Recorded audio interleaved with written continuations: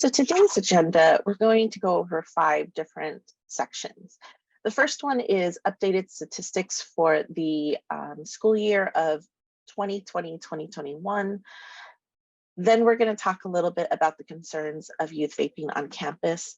And then we have some guest speakers for our third section on ed code and matrix examples and how we should be addressing vaping on campuses in our schools. Then we're going to round it off with some intervention and cessation programs and trainings that are upcoming out of our unit, and then share out some resources that are available through the TUPE unit here at LACO. So let's get started. First, we're going to go over some statistics and data, but before we go there, we're going to do a brief little 101 on e-cigarette devices, just as a refresher for us. So e-cigarettes are made up of a battery, a coil, or atomizer that heats up the material or e-juice. It is a common misconception that e-cigarettes are producing vapors, right? Like a water vapor or a vape device. However, what happens is it is actually producing an aerosol. So when you think of an aerosol, you think of maybe hairspray, a perfume maybe, or household fragrances. This is what e-cigarettes are producing. It is not a vapor, it's actually an aerosol that users are inhaling into their lungs and then of course exhaling out. Some different versions of electronic cigarettes come in the form of e-cigs, which look exactly like your traditional cigarettes. Vape pens, which are very small and discreet. Mods and tanks, which are a bit bigger and bulkier. And then of course, Juuls, which is a very popular brand name of vape devices. Some of the different product styles you will probably see more common among youth. Your vape pens and your pod vapes are probably what you are seeing on your campuses. Box mods, again, are a little bit bigger and bulkier. These are allows the user to customize the temperature and the amount of material that is put into the actual device. And because they're bigger and bulkier, they are less discreet, so they're harder to hide. And so that brings me to our question while we were waiting for the presentation to start of what type of brands or what type of devices are you seeing on your campuses? For those of you who may not be working at a school campus, what kind of devices are you commonly seeing maybe in your own community? Maybe they're being disposed of in your public parks, beaches. Maybe you find them in the gutters in the streets. What are you being more exposed to in these instances? And some of the responses that we got today were puff bars, which I have seen a lot more of lately because of their size. They're very small. They have very colorful colors and they're disposable. Others, vape devices used like a permanent marker. Those I have definitely seen. Those are the ones that give me probably most concern because they are so discreet. There is no way for you to tell that it's a vape pen unless you accidentally or just happened to use that marker or try to take the cap off and notice that it's not a Sharpie, it's actually a vape pen. Yes, vape pens that look a lot like USB storage. Those are, again, very common. This is why they are so discreet, because vape pens or vape devices can look like a lot of different things. And the most common one is USB storage flash drives. All right, well, thank you everybody for participating in that. We're really trying to figure out the different types of trends because it's ever changing. A couple of years ago, the big trend was Juul, and now Juul is starting to sort of dissipate. And that brings us to our 2022 survey of the National Youth Tobacco Survey that was conducted in the year 2021. And when asked middle school and high school students which devices they are using the most, Puff Bar came in at 26.8%. These are the devices that were most popular among school students that year. It's probably going to be similar or very close in the 2021-2022 year. Coming in at second place, 10.5% are the VOOS devices. Smoke devices came in at 8.6%.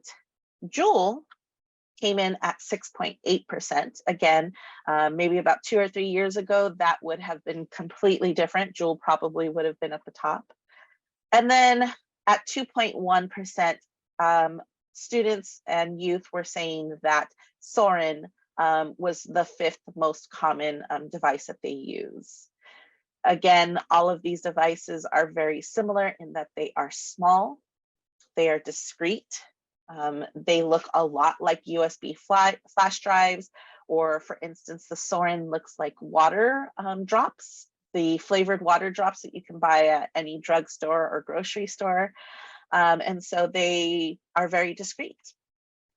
Some of the current tobacco products used among high school students are e-cigarettes. And then of course, your other tobacco products like cigars, cigarettes, hookahs, those all come in at very, very low numbers. And so e-cigarettes are really the concern among youth. So in the same survey, what they found was more than 2 million US youth are currently using e-cigarettes. 11.3% of high school students and 2.8% of middle school students. Among those students who have said that they have tried or are currently using e-cigarettes, 2 in 5 say that they use e-cigarettes frequently, while 1 in 4 say that they use it daily. And this is going to be one of our concerns, is the addictive part. How many of these students are actually using it so frequently that they are to the point where they are addicted? In 2021, findings found that 6.56 million reported ever using a tobacco product, whereas 2.55 million students reported current, so that they had used currently within the past 30 days. A lot of these, we are still seeing 85% are using flavored e-cigarettes, and that's really one of the main concerns at this point, because flavored e-cigarettes are being targeted towards kids, and this is what is really enticing students to use them.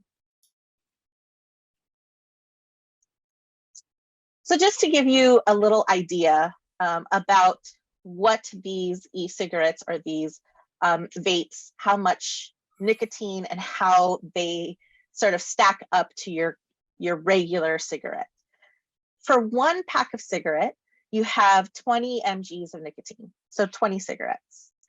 For a Juul pod, you have 41.3 mgs of nicotine. That's going to be about 41 cigarettes. For your very popular puff bars, just your standard puff bar, it's about 50 cigarettes. For your Sorin pods, you have about 90 cigarettes. However, what we are seeing today, aside from the puff bars, we're not really seeing too much of our Sorin pods. If you remember, that came in 5th place as to what students say they're currently using. Today, what we're seeing in emerging products are devices like these, and these carry more nicotine. So your big bar is going to carry about 220 cigarettes, whereas your Pop Hit Flex is going to carry about 300 cigarettes. Your Flumes, which is very popular right now as well, has about 4,000 puffs each. So that's going to be about 400 cigarettes. A Mega Puff has about 5,000 puffs, which is going to equal roughly around 500 cigarettes. And your Mega Puff is going to be up to about 1,000 cigarettes in just that one device. And so where youth are probably using these, they look the same size, they probably weigh around roughly the same amount. They're not really realizing how much nicotine is in each one. They just know that it is a vape, right? And so the concerning part is how much nicotine is actually being used with these youth, and how often are they using it? Some of the questions that we get are the different devices that we see. Not only are we seeing different brands, right, like Juul or Puff Bar, but we're seeing different types of vape devices. The most common are probably going to be your vape pens, your wax pens, and your dab pens. All wax pens are vape pens, but not all vape pens are wax pens. And what I mean by that is all of these devices might be used, for instance, for the use of cannabis, but they will have different materials, they will have different concentration, and they will have different ways of loading each one of these. A vape pen is going to be pre-filled and it will be used with a liquid or an oil, whereas wax pens and dab pens will have a thicker, more concentrated material. You're mostly going to see these be used with THC concentrates. And one of the questions we get a lot is, how can you tell the difference? One of the differences between a wax pen and a vape pen is that the material or the juice or the wax inside is really just going to be thicker. So if you can see the air bubble inside the pod, or if you could see the air bubble inside the wax pen, the faster it moves, it's probably a liquid or an oil, which is nicotine. But the slower the bubble moves, the thicker the material, and chances are it might be a THC concentrated wax. Some of the similarities of these are that they are small, they can be discreet. However, the differences are the materials that used with each one of them. Your vape pens and your dab pens have a waxy, thick concentrate, whereas again, your vape pens are going to have liquid or oils. The temperatures on the wax pens and the dab pens will run higher because it has to melt the wax. Your wax pens and dab pens are probably going to be used more often with cannabis. And so some of the comparisons with those are, what are the differences, right? We do get a lot of questions about, how do I know if this pen is a nicotine pen or a cannabis pen? One of the easy answers to that is you don't. Unfortunately, there isn't. If you are confiscating this on campus, you don't really want to investigate. These are hazardous once they have been used. You don't really want to touch it without gloves. You don't want to take them apart. If you have packaging, for instance, stizzies for the vape pens, yes, it is a vape pen, but stizzies are mostly used for cannabis. And so some of these are, some of these pictures are sort of like the different types, the dab pen, the wax pens, the vape pens. You will be able to tell the difference between those, but as far as what is in them is very hard to tell unless you have the packaging. So why are students using these devices, right? Why are they being so commonly used? Why are they turning to vaping? In the National Youth Tobacco Survey that was released in March of 2021, 43.4% said that they were feeling anxious, stressed, or depressed. And from what we're seeing, this kind of makes sense. The survey was taken in 2021. We all know what happened in March of 2020. At this point, students were still experiencing the after effects of the pandemic. So were adults, parents, teachers.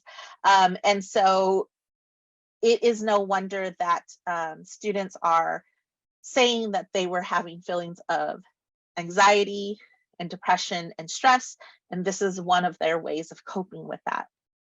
In a close second, we had 42.8%, and the reason they gave was to get high or a buzz from the nicotine.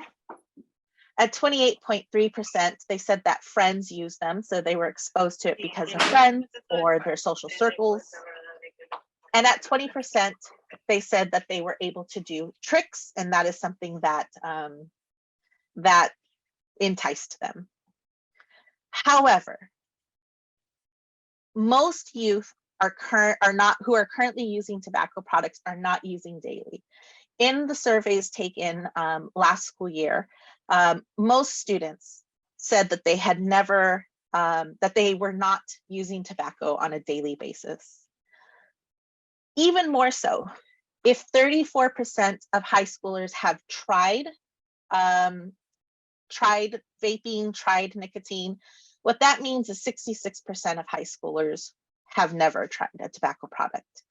If 11.3% of middle schoolers had tried, that meant that 88.7% of middle schoolers had never used a tobacco product. So while those numbers are great, the majority of students are not using tobacco products on a daily basis. Most of them have never tried one. We are still concerned with that 34% of high schoolers and 11.3% of middle schoolers who have. Which brings me to our next point, concerns of youth vaping. For some of us, we encounter this every day, whether that is on a campus, maybe in a community group, city group, maybe a park group. Real quick, in this picture, go ahead and add in the chat how many vape devices you can find in just this one picture. Just give me some numbers. What do you see? How many vape devices do you see in here that are not school supplies?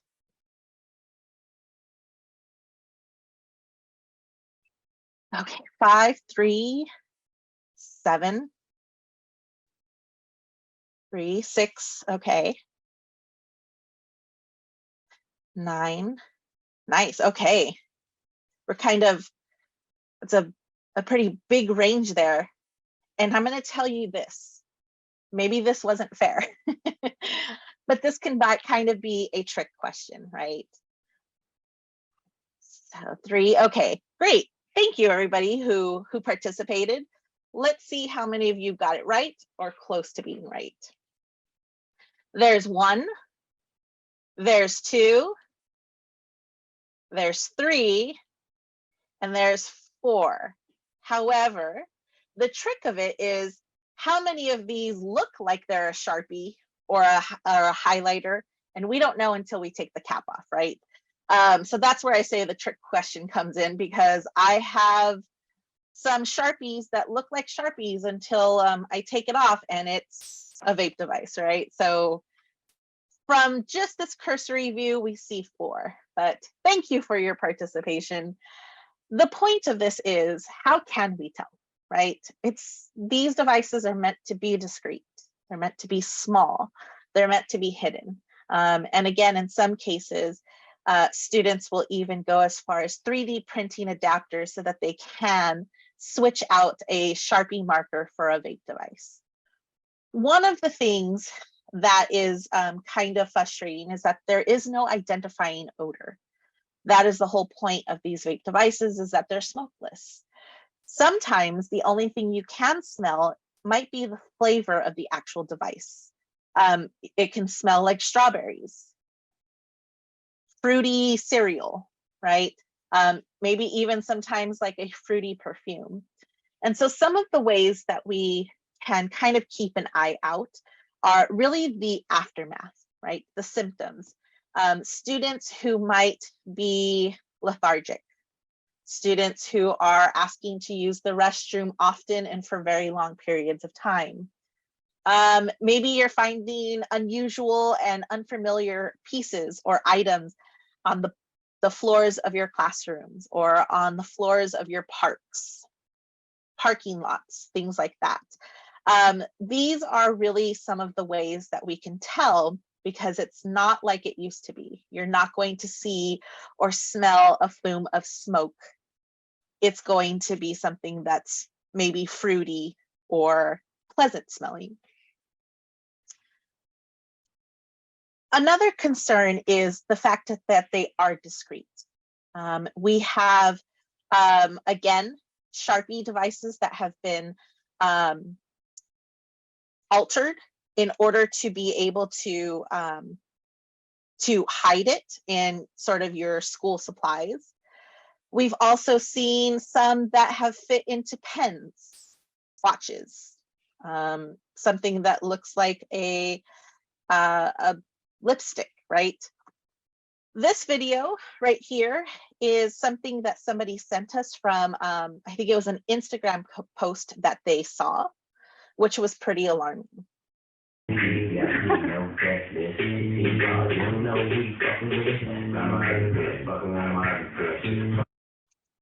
And so we're even seeing key pods, right, that are vape devices. That whole maybe like 2-second video is the whole point of who knew that a Mercedes-Benz car key vape existed.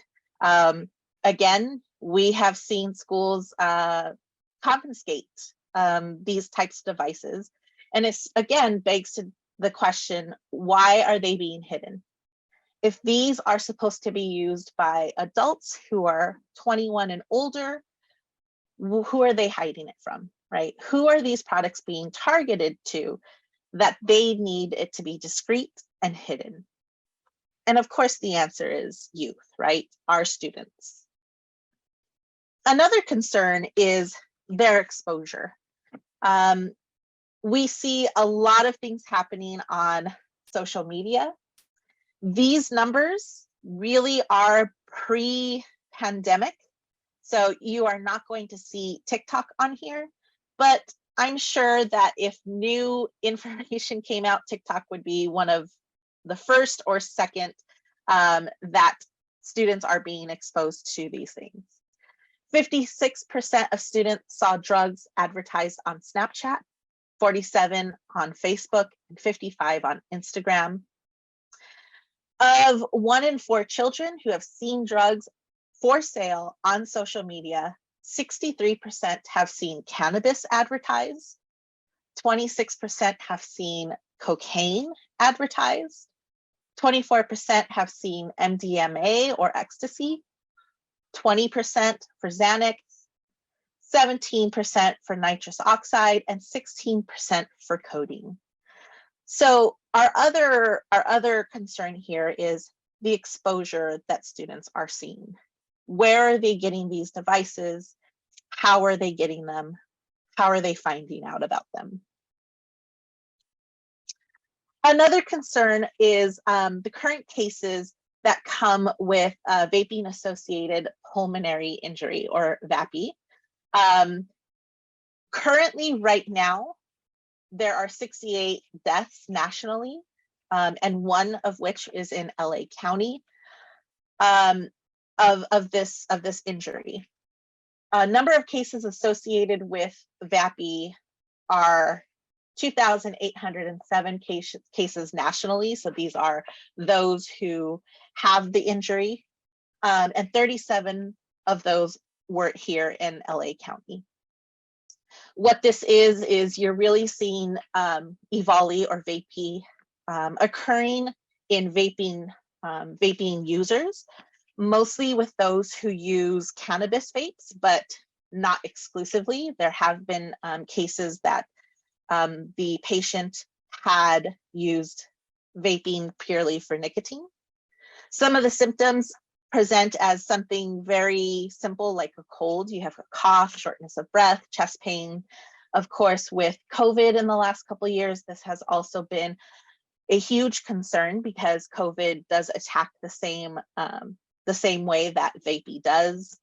Nausea, vomiting, and diarrhea have also occurred in these instances. Here is a little bit more information specifically about this, this lung injury. Last week, over 2,000 cases were reported to CDC. Close to 40 deaths were confirmed from lung failure related to this injury. It's a senseless disease process, totally preventable death. And our teenage patient would have faced certain death if it weren't for the lung transplant. Working closely and noting that his lungs were not going to recover, working with the lung transplant team, we worked to get him on the lung transplant list within a week, and on October 15th, he had successful bilateral lung transplant. The patient is recovering well. It takes months to recover fully recover from bilateral lung transplant. Within 2 weeks, he was off the ventilator and starting to work with our physical therapy team, starting to walk again and slowly regaining his strength. There was a study released last week that surveyed over 10,000 middle school and high school students, and 28% of high school students reported ongoing use of e-cigarettes, and 11% of middle school students reported using e-cigarettes. Of course, the favorite was flavored variety. So I believe we are just beginning to see the tip of the iceberg. So speaking of flavored e-cigarettes, Last week, one of our concerns, of course, is the flavoring advertising towards youth. 68% of current youth e-cigarette users have used flavored e-cigarettes in the past month. A lot of these flavors are targeted towards students with different names like Fruity Pebbles, Banana Butt. You can see some of the imagery is of candy and cereal. And so it again begs the question, who are they advertising it towards? Some of the names are really those fun, kind of funny names, and it seems harmless. And so that is one of our concerns, is that these flavored e-cigarettes are really being targeted towards students. Sales have increased by 81% from February of 2020 to March of 2022. And so this is really one of the major fights, is trying to get flavored e-cigarettes off the market. Other concerns about vaping with youth: some of the products that students are using are not considered using tobacco. So this might be cannabis that they're using instead. There's higher rates of e-cigarettes than any other tobacco products. Some of the exposure is also very concerning, so much so that addiction can be possible. Misinformation. So some people and some students think that vaping is actually healthier than smoking, or that vaping will stop them from smoking regular cigarettes instead of just quitting altogether. And other things to think about are vaping in a time of COVID. What sort of impacts are vaping parts and vaping production having on our environment? But one of the main things that we are concerned with is this part here: e-cigarettes that are used associated with later use of cannabis or marijuana. And what we call this is the triangulum, the framework for understanding how youth are harmed by using tobacco, vaping, and marijuana. We have actually seen an increase in use of marijuana in students from 9th to 12th grade.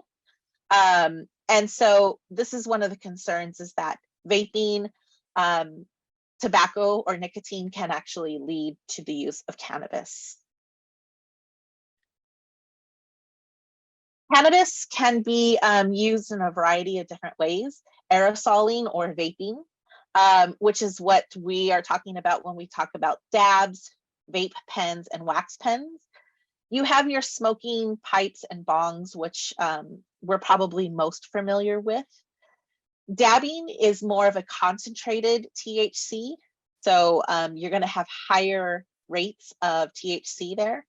And then, of course, another concerning part is edibles. especially on campuses or in youth groups, or even again at parks and public places, because a lot of the packaging looks very, very similar, if not exactly the same as the packaging you'd see in your grocery store. Another concern is that while aerosoling, dabbing, and pipes and bongs might take about 5 to 10 seconds to get an effect, edibles take anywhere from 20 to 2 hours. And so this leaves a lot of time for students or youth to take more than they probably anticipated. And this can lead to a lot of overdoses and other repercussions of eating too much of the edible.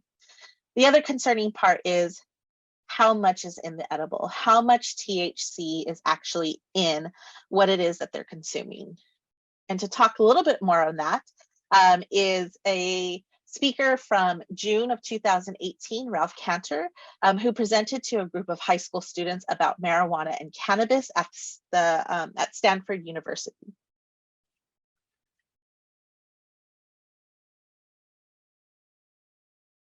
Got high. Believe me, hippies in the 60s got high. I was there, okay?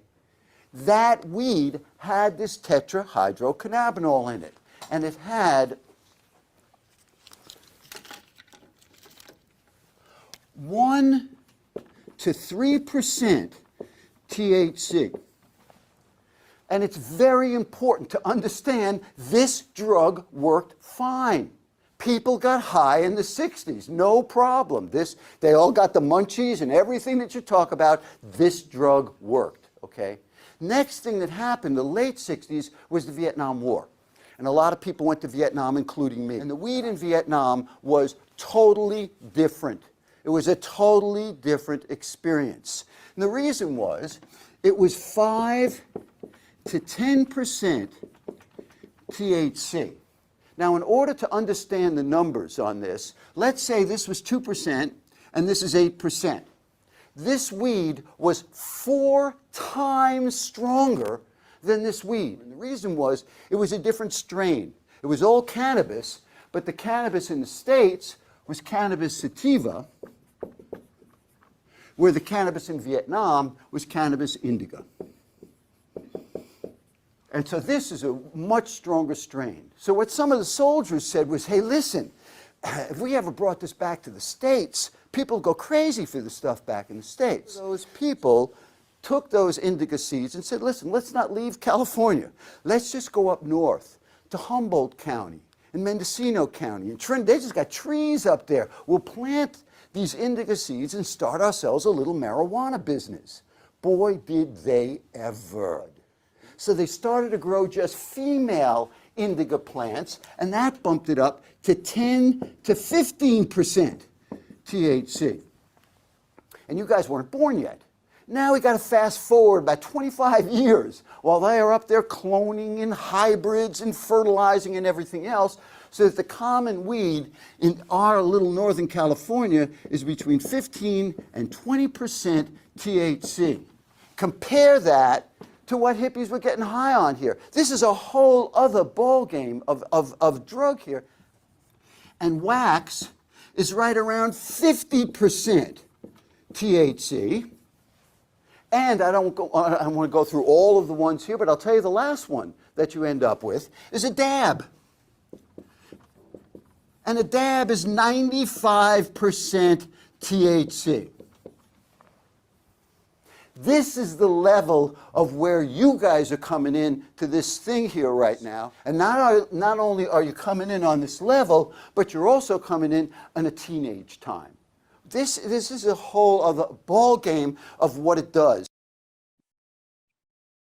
So this video serves as a useful resource, both for adults and students to really understand the types of concentration that we're seeing out on the market and out there.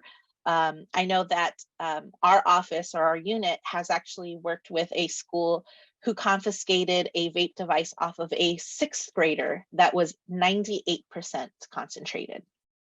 And so this just gives you a little idea of that weed is getting stronger. Cannabis and THC, the concentrates are getting stronger. This kind of gives us a little bit of an idea of students in 11th grade, how they are using cigarettes versus vaping devices versus marijuana. 9.7% of 11th graders reported using marijuana frequently, whereas 21.4% of 11th graders reported using marijuana at least once. Again, compared to how many students are not using frequently or who have never tried it, it seems like a small number, but we still want to work on that 9.7% and that 21.4%, because if marijuana is getting stronger, we are also seeing that students are overdosing. They are frequently going to ER visits. And in the last 10 years, hospitalization and emergency department visits have increased. This just gives us an idea of age range, ethnicity, and race, and the types of hospitalizations that we're seeing from 2010 to 2020. There are programs out there now that address these concerns with vaping, whether that be nicotine or cannabis. We have the Truth Initiative, their text program, Ditch Juul to 88709. And these texting tips are designed with feedback from teens and college students who have tried to quit. With students today, texting seems to be a little bit more of a safer and more comfortable way for students to sort of reach out for help. And so this is one of their programs. Ticket California also has a quit vaping text program. You can call in as well, but texting seems to work very well with youth. But these two resources are available for students who are looking to quit or looking for information and help on how to do that with vaping, whether that be tobacco, nicotine, or cannabis. Next, we're going to talk about vaping on our campuses, how that fits into our ed code, and what kind of discipline matrices we're seeing at different districts and examples of that. An American psychologist, B.F. Skinner, said, "A person who has been punished is not less inclined to behave in a given way. At best, he learns how to avoid punishment." Similarly, a student struggling to read is not sent home and expected to return reading fluently. So why is it that students struggling to behave is sent home and expected to return behaving decently? This is sort of the idea of alternatives to suspension when it comes to vaping on our campuses. What are we doing to support our students? Are we suspending? Are we expelling? Are we sending them home and expecting them to miraculously come back and not vape again? Really, when we are suspending, we're really giving the student more opportunities to continue to vape at home, especially if you're working with high school kids who might be allowed to stay home while parents go to work. At that point, students don't really have any adult supervision, and they're allowed to, or not allowed to, but they are able to vape more than they did when they were at school before they got suspended.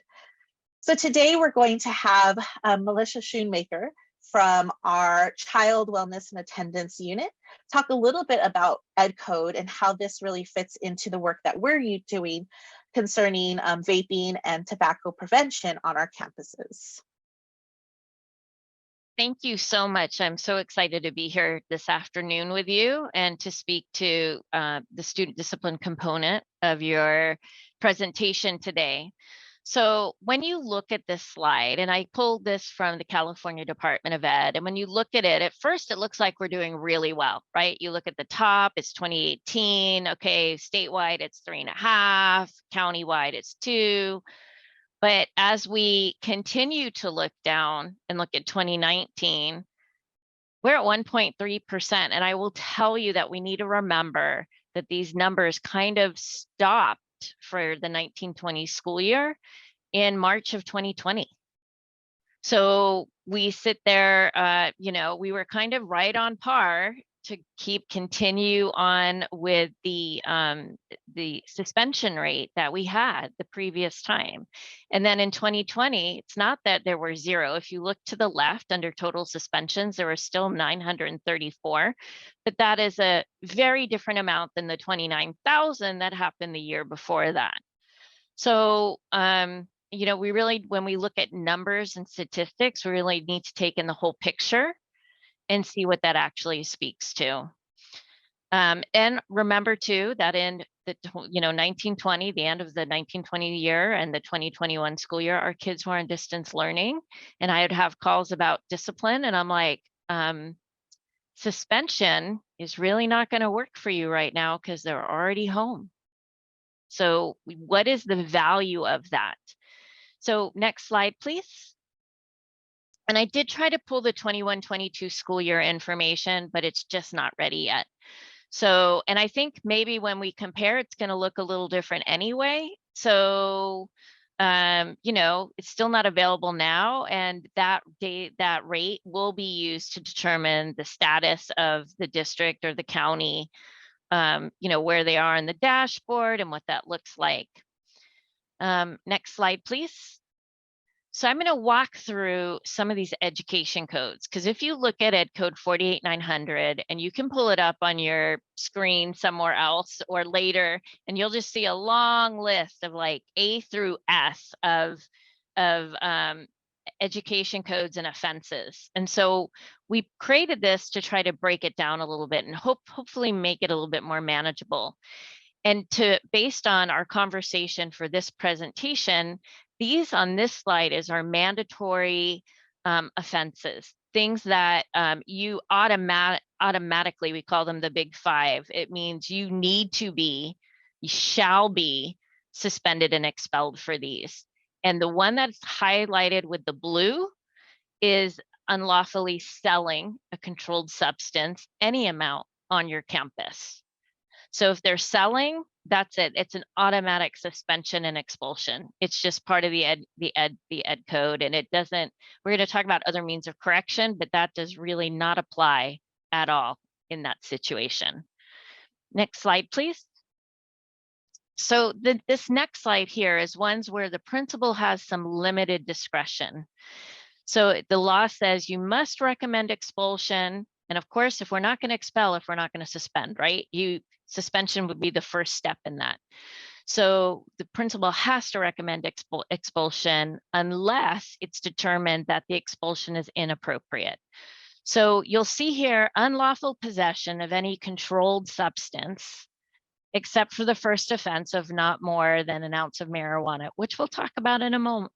In just a minute. But you'll see here added in the yellow box, the school has to provide evidence that one or both of the following additional findings, and that's under Ed Code 48915, that other means of correction are not feasible or have repeatedly failed to bring about proper conduct, and or due to the nature of the act, the student's presence causes a continuing danger to the physical safety of the student themselves or others around him. So that means here in this one, the principal has discretion over possession. So I will say, if you look at, except for the first offense of no more than an ounce of marijuana, and Lynelle or Mark, whoever, you're welcome to talk to me about when we talked about, like, Ed Code has not caught up. Like in that video, right? He talked about actual marijuana and the leaves and the initial, the THC, all that process, right? Now we're at this point where we're like vape pens and dab pens and what is an ounce of marijuana now? Mark, was it you who said it's like 28 ounces or something? So 28 vape grams. Pens? Yeah. Yeah. It was crazy. So one pod is, so essentially you would need 28 pods to equal an ounce of bud if we're trying to convert this ed code, which has not caught up to, again, vape devices, wax, and dab pens. Exactly. So, and just because you see a cartridge And I know Lynelle and I have had long conversations about this. Just because you see a cartridge, it's empty. You don't necessarily know what was in it, right? So it's a lot about evidence, what you see, the documentation, all of that. But I'm going to ask you to go to the next slide. And I invite questions as we go. If you'd like, please put them in the chat. And I'm also terrible about being able to read the chat and go through my slides. I'm awful at it. So I always say, hey, if there's a question in there, somebody like Lynelle or Mark or whoever, please let me know. You should ask my staff. They're like, oh, I have to have a special chat person. So the principle, and these next two are really about broad discretion. So it's more about possession of marijuana or tobacco. You can see it's possession or under the influence of less than, if it's a first offense, less than an ounce, that's here too, or a controlled substance or alcohol or any intoxicant. That's what's here under 48900C.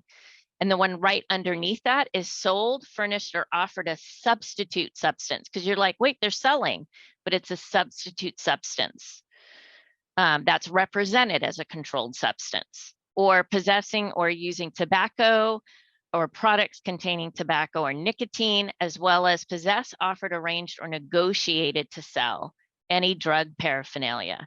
And you can see on this screen too, on the side, it's not in the big yellow box here, that's something different, but it talks about other means of correction. So when I talk to districts about what the offense is for that student and if they should be suspended, you know, we get these weird situations on campus, like this kid just got caught, it's his first offense. Well, okay, what does that look like?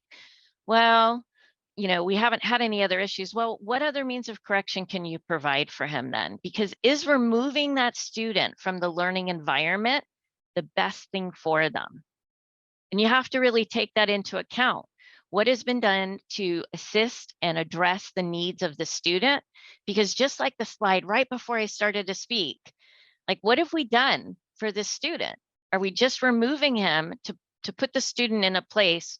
What is it teaching them? Because these should be teachable moments as well. So I'm going to ask you to go to the next slide. And this one talks about Soma. Just that's the only one on this slide, which is a prescription drug. And again, very broad discretion area. And again, asking about the evidence of other means of correction, you know, saying that they're not feasible or repeatedly fail to change conduct. So we have to have had trying to address that student's behavior in other ways besides suspension. That suspension should be the last thing that a student is that a last thing that's utilized to address the behavior of a student. Okay, so we have a whole array of things we can try before then. Next slide, please. So a supervised suspension is also known as an in-school suspension. So a student may be suspended on the first offense for all those 48900 A through E violations, or if it's determined they cause a danger. Suspension, including supervised suspension, should only be imposed when other means of correction have failed to bring about the proper conduct. And again, when we're looking at other means of correction, those alternatives to suspension must be age appropriate and designed to address and correct that student's specific misbehavior. So it's connecting what the student did to how we're going to help address it. So I'm going to ask you to go to the next slide. So why talk about other means of correction? This kid isn't behaving. I'm so tired of him being in my classroom.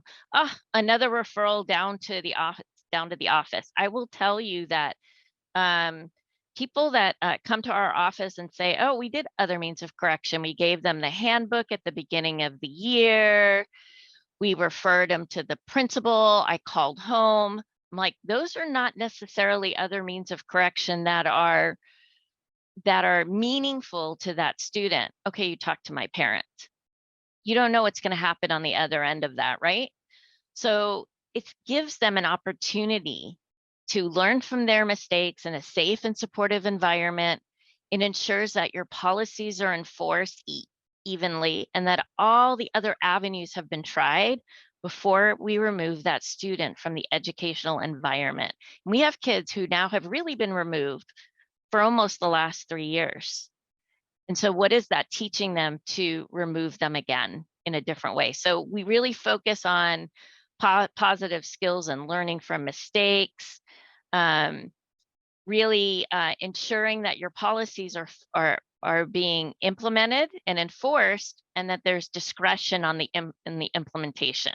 So I'm going to ask you to go to the next slide. And these are some examples of other means of correction. And this, what you see on here, is not an exhaustive list.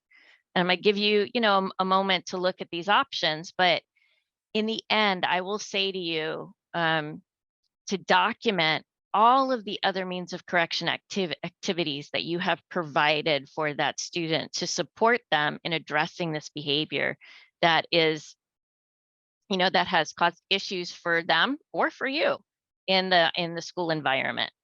So it could be staff, parent, conferences. It could be referrals for case management and counseling, health, mental health, counseling, tutoring. I will say to you that over the last, when you think about the last 3 years, and this somebody said this to me and it popped my eyes for a moment, because students who are in 3rd grade this year for the 22-23 school year have not been in a proper classroom. They had never experienced an entire year in a classroom. These kids were in kinder when we went home from COVID. So the social, school is about academics and learning, but it's also learning about social norms and appropriate behavior, right? So if you have a kid who went on distance learning and then stayed home on independent study, you have kids who have not been in this social classroom for years. You could have kids that are now in high school that never really went through middle school. And there's all those social norms that we know kids go through during those times that they haven't experienced. And we kind of need to help them with that. And that means not just listing off, oh, I gave them a notice. Oh, I talked to the parent. Oh, I made a referral to the counselor. But what else can we do to help them? Can we be really active about it if they need anger management, if they need to go to counseling, if they need a group? If they're a counselor, can create a group for other kids who are doing similar behaviors to talk about it. That's one thing, right? And all these kind of restorative practices to put in place to support them. And it could even be after school programs or community service. And all of these kind of alternatives to suspension may fall on different tiers. So, tier 1 is what we do, good things for all kids, right? And then tier 2 is knowing our kids and identifying the little extra that they may need. And you're like, oh, Melissa, you're not in the classroom. You're not on my campus. This is all crazy. But if we take the time now to support them on the front end, they'll have more positive impact as they go through their educational experience and stay in school. And that's what we want. So on the bottom, you see this and more, like to the far right on the bottom. What would be an and more for other means of correction that you could think of? And if you could put that in the chat, because I don't have a jam board, I'm not cool like Lynelle. But if you could, put it in the chat, I could actually see that then if I look now on purpose. So, but what are thoughts that you have for what can be done for our kids?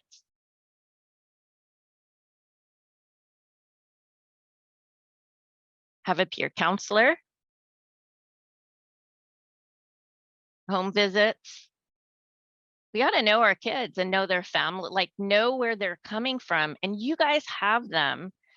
You guys have them 8 to 10 hours a day between breakfast, school day, after school, other activities on campus. You have these kids. Talking circles with peers, like a restorative circle, definitely, right? those are different things that we can do to support our youth in a different way. So I'm going to ask you to go to the next slide. And then I should go to the next slide too, right? Okay. There are a number of factors that we take into account as we look at each situation. And so no two situations are the same, right? You could have two kids that did the exact same thing, but how we treat them and address their needs might be different. And it could be based on their age, their discipline history, notifications that we've made, the behavior itself, how much of a risk to safety. What have we tried with restorative, conferences and restorative circles? What interventions have we tried? How deep have we gone? So no two cases exactly the same, and we need to look at how we've treated those students, how we've offered support to them. And what is that what does that school culture look like for these sort of instances? So I know that I will call Mark or Lynelle and say, okay, I'm going to refer us to, can you give me a few links for some materials for a student who is going to not be suspended, but another means of correction will be viewing certain videos or learning about a particular topic, etc. So there are other ways to do it than, you know what, you're out for the day, or you're out for 5 days for this behavior. We need to look and be really thoughtful about how we're going to address this behavior in a different way than taking them out of the classroom. So I'm going to ask you to go to the next slide and just share with you that we have what we call a Child Welfare and Attendance Cafe. It's the second Tuesday of every month. You are more than welcome to join us. We discuss an array of issues. We always have one main topic initially, and then it is really whatever's brewing for who's ever in attendance at that time, what they want to talk about. We know that many of you you might be the only person at your school doing your job, or there may be a few of you and you're looking for new things to do or a different way to look at it, a different lens to put on the topic. So we invite you to come if you would like to. We also have a custody, residency, enrollment, student records workshop, but more important, the student discipline, other means of correction workshop that we will be doing in the month of November. Those are 2 half days and they're on Zoom. So I want to thank you for your time and consideration and allowing me to be with you today. I'm open to any questions that you have. And I bid you thank you. That's what I say to you. Thanks, Lynelle and Mark. Back to you. Thank you so much. That was great information. And for those who are interested in some of the events coming out of the CWA unit, you will be getting copies of this PowerPoint later. So if for some reason you missed it in the chat, or you want to share this with colleagues at your schools or your organizations, you will get a copy of her 3 events and the registration links as well. We will also be adding Melissa's contact information. So if you have direct questions for her that you would like for her to address, we will also be adding her email address and phone number as well. But thank you so much, Melissa. That was great information. Thank you for joining us today and kind of adding your expertise to this part of our presentation. Next, we're going to hear from one of our senior program specialists in the TUPE unit, who is a former campus administrator. He's going to talk a little bit about his personal experience with these different alternatives to suspension and different experiences that he has encountered when he was on campus. Derreck, you can take it away. All right. Thank you so much, Lynelle.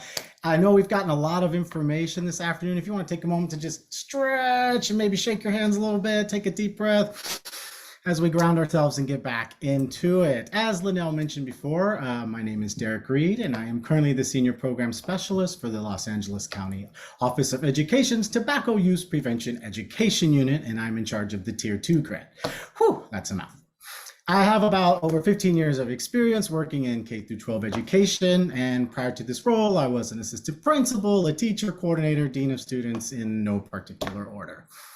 Today, I am going to provide a couple of resources and examples of how I attempted to stay organized as a site administrator when it comes to the Office of Student Behavior and Support, and how I attempted to keep real-time communication with my resource team at my school site.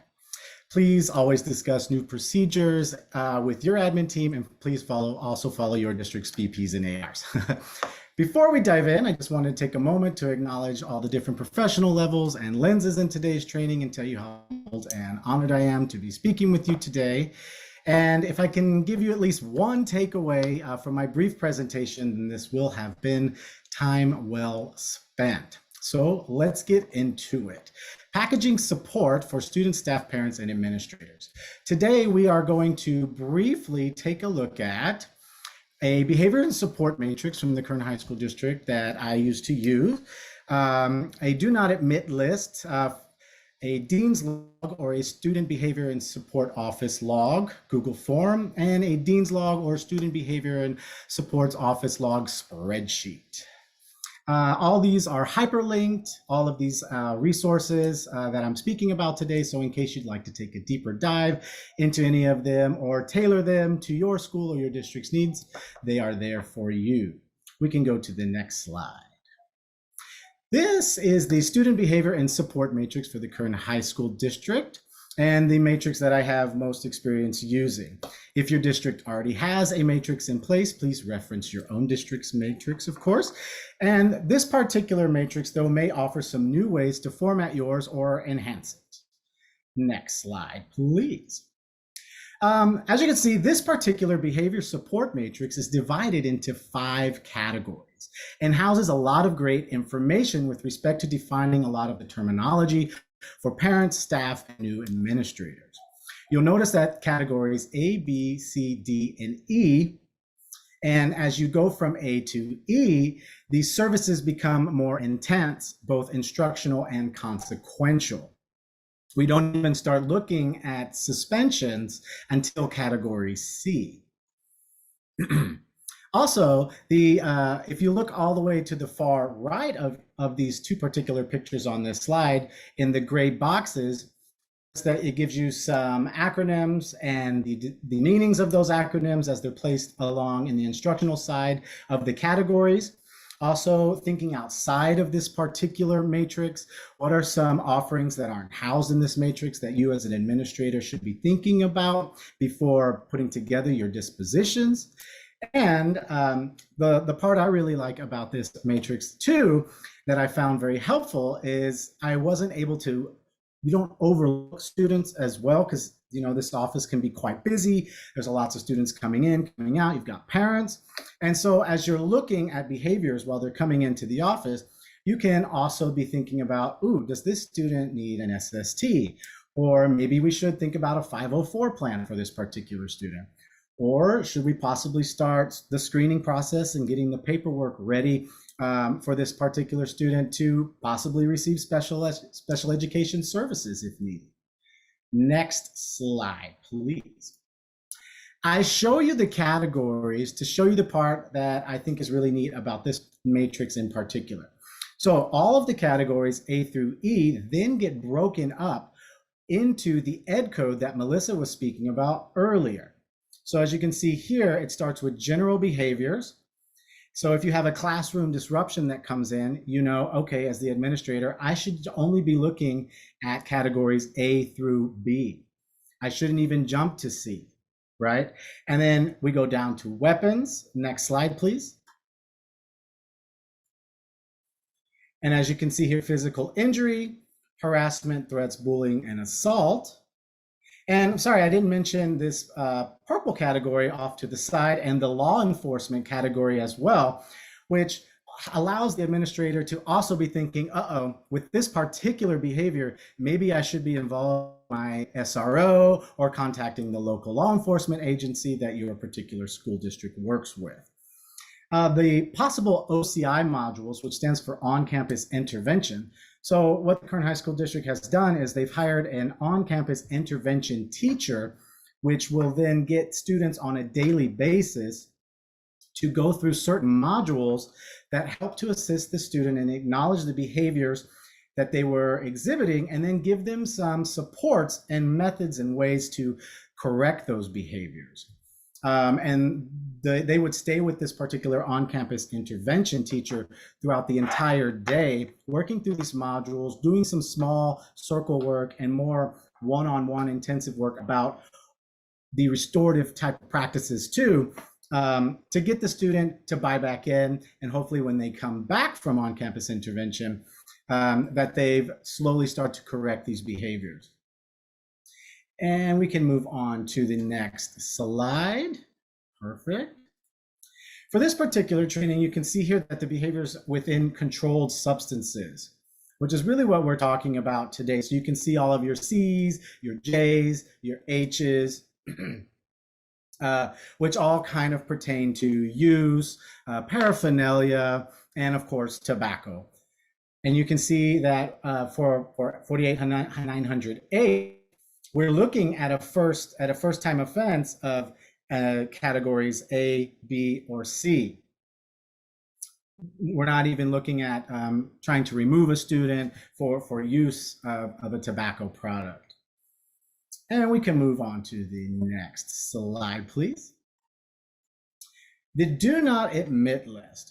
So the do not admit list was a document that would come out from the Student Behavior and Supports Office at the school site, let the entire staff know which students were suspended, what were they suspended for, the term of the suspension, and the administrator who issued the suspension. At first, this document was kind of like, why are we getting this? But then it really started to drive conversations among staff about, oh my goodness, I didn't know that that student was acting that way. They don't do that in my class.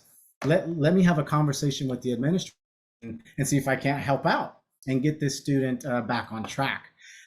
You'll notice there is some ed code language at the bottom as to why this information is being sent out to staff. And next slide, please.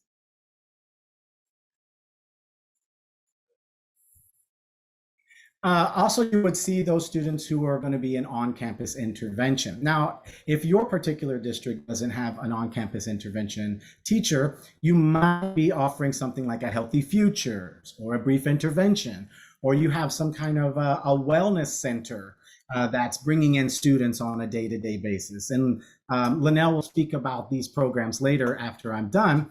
But this might be a place where you could also incorporate this information so that your staff kind of knows, oh, that's why this student's not in my class today, and this and that. And it kind of just, once again, drives that communication between administration, teacher to teacher, teacher to student, and in some cases as well, teacher to parent too. This document kind of came out during the pandemic as well. So you can include medical exclusions, but that's really up to your district's discretion. And we can move forward to the next slide. And then at the end of this document, we were informing our staff as to what do these ed codes mean. So they could see, oh, this student was suspended for 48900. Let's say A1 for fighting perhaps. And then they could maybe have that conversation when the student comes back. And of course, try to build that rapport with students who may have come back, who are coming and returning back from suspension. Next slide, please. The confidential probation list. This is also a piece of this do not admit document that would come out. By law, we're supposed to be informing our educators and our staff as to which students are on probation. And this was a really easy way to inform the entire staff of which students were on active probation. Of course, this is a confidential probation list. And then the staff member could then come back and speak to the administrator as to the background or the reasoning why this student was on probation, and prepare that teacher to work with that student while they were in their class. Next slide, please. as we know, the dean's office or the student behavior and supports office can get very, very busy, and students can begin to maybe slip through the cracks, or who came into the office on a particular day. This was just a real quick, easy Google form that we would put together on a year-to-year basis, just getting the students' ID number, their first and last name, their grade level, what period they're checking in, and who are they here to see. Could it be the dean? Is it the police officer, a community specialist? Maybe they're here to serve lunch detention or after school detention. Or you could possibly put a brief intervention here or healthy futures. It's up to really, you can kind of tailor this to your school's needs.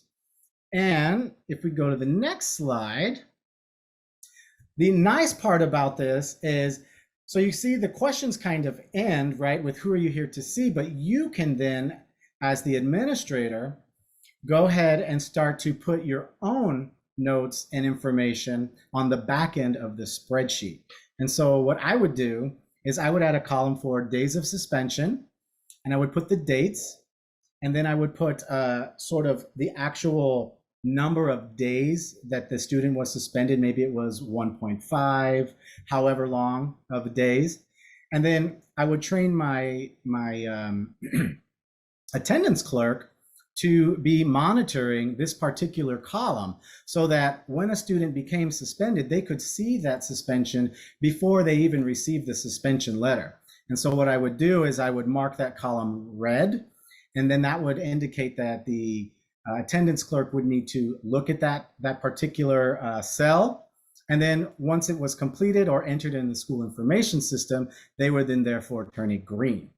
And you could do this also with, say, your on-campus intervention teacher, letting them know you've got a student that's going to be coming on this date and for this particular ed code reason, which would allow them a little bit more of to get their kind of ducks in a row before providing those services for the student. And you can even go as far as adding your substance abuse counselor or any other particular staff that you have at your school site. And if you train them up, then this is a great resource for them to stay all in one place, and you don't have to go running from office to office and sending multiple emails out, because everyone kind of knows where to look and what's kind of coming their way. And then if you train them up as to where and how to document these things inside the school information system, then you're really setting yourself up for success as the year continues to go to a grind and behaviors may begin to increase. As we know, the data shows they increase until we get to sort of the Christmas break. And then we get a little bit of a break, and then they go back up again in the spring. As I mentioned before, all of these resources are hyperlinked earlier on the other slide. And I just want to give you all a quick thank you, and thank you, Lynelle. And if you have any questions, I'll be here throughout the rest of the presentation. Back to you, Lynelle. Thank you, Derek. And thank you for all that information and your sort of expertise of being an administrator on campus. This really fits into how we are addressing vaping issues on our campuses and what the different schools and different districts have found worked best for them. So thank you very much for helping us out today. Speaking of some of our promising practices with vaping on campus, something that we saw back a few years ago when vaping really became an issue is how schools really dealt with it. One of our promising practices is a school district that we work with had to really identify their concern. And what that was an increase in suspensions for students who were being caught using or distributing vape devices. So what they really did in order to address that was they charged their Board of Education to address this concern in a comprehensive approach. And then they created a vaping awareness committee, and this included various different stakeholders. At that point, what they did was they looked at policy, current and updated ones, preventions and curriculum, so grade level instruction, intervention supports, both internal and external, and what would work best for their school, discipline procedures, and communication modes, whether that was in person, flyers, or calls. And that's really what some of what Derek had just gone over in terms of what their school, Kern County High School, did. And so if these systems aren't in place, or if they already are, how are we updating them, or how are we using them in order to address these issues on campus? Some of those ways can be fitting into some of what is already in place at schools, using your MTSS, maybe PBIS as well. You have the California Health Education Standards, where definitely substance use or vaping really does fit into some of those tiers. Then you have your tiers 1, 2, and 3. And so how are we dealing with vaping on campuses, and how do they really fit into the systems that are already in place on our schools? That brings us to our suggested intervention components. What sort of programs, curriculum, intervention programs are being used on campuses in order to help students and sort of be that alternative to suspension? We have what types of intervention programs, parent and guardian resources. Maybe it comes in the form of parent presentations or parent training, and then what available referral services. When selecting interventions, some things to consider are how do they fit into your progressive discipline matrix? Again, every school and every district is going to have a discipline matrix that's going to fit well for them. And so how do they fit in yours? How can you track referrals, participation, and completion of some of these intervention programs? And how well do they align with your current resources and staff capacity? For instance, you may not want to implement an in-house intervention program, but you don't have enough staff in order to run that. So you might want to look at, for instance, partner-led interventions. You have different types available to you. Staff-led, where maybe it is somebody on your campus who is in charge of that program. A partner-led, which is an outside source that you can refer students to, or a self-paced, a program where students can do the program at their own pace and then just prove their completion. Some of the recommended intervention programs that come out of our office are brief intervention. This is going to be staff-led. We have Healthy Futures, which would also be staff-led and staff-facilitated. In-depth is another staff-led, so you would really need some sort of staff or counselors or mental health professionals who might be in charge of that.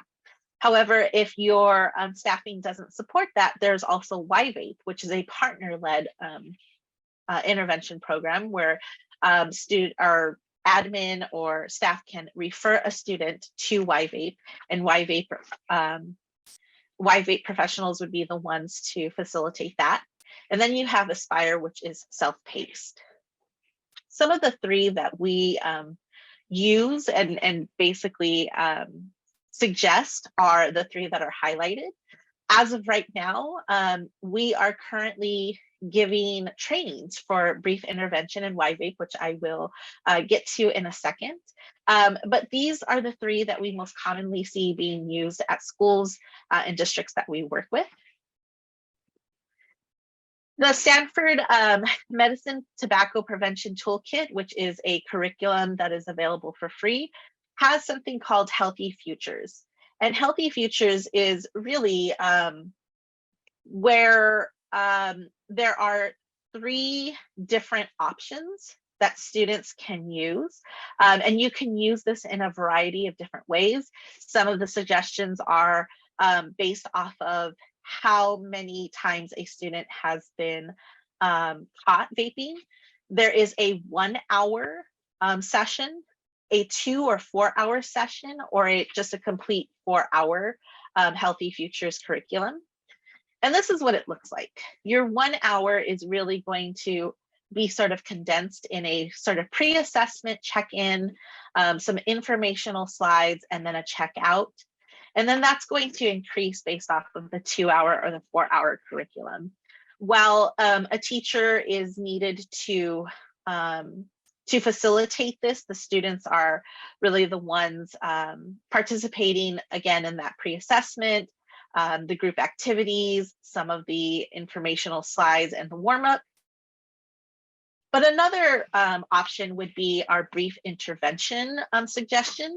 Brief intervention would really require that, again, a staff member be trained in order to run this program. We are currently offering 2 different opportunities to be trained in BI. So if this is something that your school or your district is considering using as one of your intervention programs, we do have that information at the end of this presentation, along with the resources we'll be sending to you. BI starts off with a pre-session or introduction, just basically a conversation with a student about why they are there.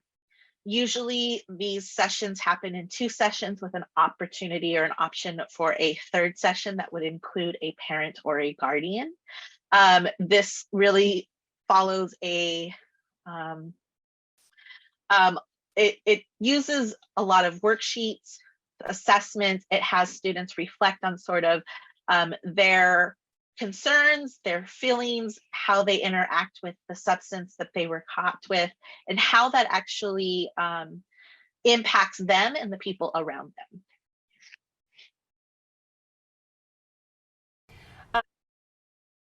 We have upcoming trainings for brief intervention. We just finished our September one, so our next one will be in November 1st and November 2nd. These are 2-day sessions, 2 half-day sessions. So you will see November 1st and 2nd will be from 1 to 4:30, and then our January one is from January 6th and 13th from 8:30 to 12:30. I believe someone is going to be dropping in a Google Drive where we have those flyers that you can refer to if you would like to register. YVape is our last suggestion. This is a referral system where the people at YVape are the ones really facilitating this program, and the school refers students to this program. The steps in YVape are the enrollment or the referral part. YVape employees will do the initial call to the students. They will have videos and discussions that the student will watch and participate in. There's a follow-up call, and then there's a post-program survey. We are also offering an upcoming training for YVape. This is a new one that we just added, and this will take place on October 21st. There is going to also be a flyer for this in the Google Drive that has been posted, where you can register. Other resources that we offer from our office are pamphlets that you might use in your schools that you can pass out at parent night. Maybe it's Red Ribbon Week. We also offer educational materials in the forms of posters and cards. We also offer technical assistance that comes in the form of training. We provide tobacco use prohibited signs for schools who may not have them, and these are all free of charge.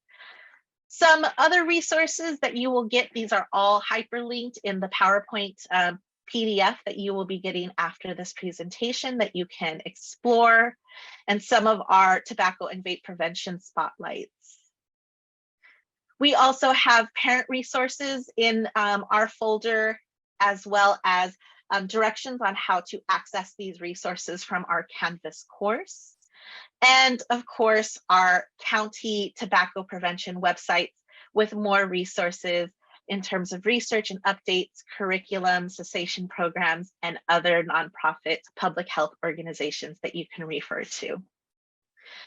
I want to thank all of the speakers that helped us out today with their expertise and their lenses that they offered to this topic. I want to thank you all for joining us today. All of our information is here if you need any assistance, support, or have any questions for us.